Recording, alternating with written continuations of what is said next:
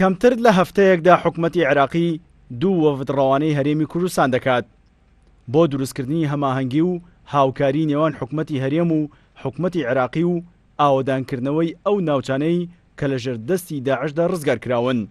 لە دوایین جاریشدا وەفدێکی وەزارەتی ژینگەی عێراقی گەیشتە هەرێمی کوردستان و لەگەڵ دەستەی پاراستن و چاکردنی ژینگەی هەرێم کۆبوونەوە بۆ چۆنەتی چاکردنی ژینگەی ناوچە تازە ئازادکراوەکان بە تایبەتی پارێزگای مووسڵ. بریکاری وەزیری ژینگەی عێراقیش ڕایدەگەێنێت لە هەوڵی دروستکردنی هەماهەنگی داین بۆ ئەو مەبەستە. ئێمە لەسەر مستەوای وەزارەتی تەندروستی و ژینگە بە بڕیاری وەزیر چەندین لیجانمان ڕەوان کردووە ئێستا کە هەڵدەستن بە ڕووپێویکردنی سێرڤەی بۆ ئەو ناوچانەی کە زیانی ژینگەی پێگەیشتووە لە بواری ئەلغام و بواتی ناسیفە بزانین حەزمەکەی چەندە، لە بواری شحا بزانین چەند زەرەر بە ناوچەکە گەیشتووە و هەروها لە بواری کیمیاویش بزانین چەند زەرەر بە ناوچەکە گەیشتووە.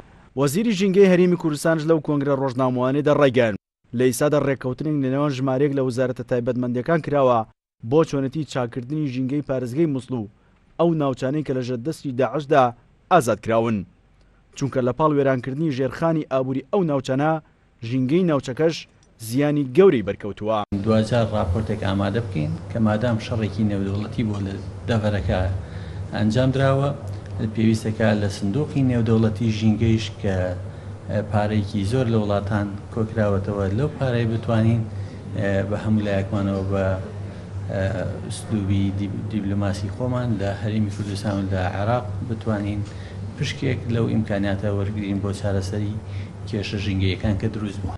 دوای ئازادکردنەوەی مووسڵ لە ئێستادا هەوڵەکان چڕ کراوەتەوە بۆ چۆنەتی ئاوەدانکردنەوەی ئەو شارە. بۆش حکوومەتی عێراقی لەوە تێگەیشتووە بەبێ هەرێمی کوردستان ئاوەدانکردنەوەی ئەو ناوچانە ئاسان نییە، بۆیە لە کەمتر لە هەفتەیەکدا دوو وەفدی ڕەوانەی هەرێم کردووە. سیروان حوسێن، کورسان نیوز، هەولێر.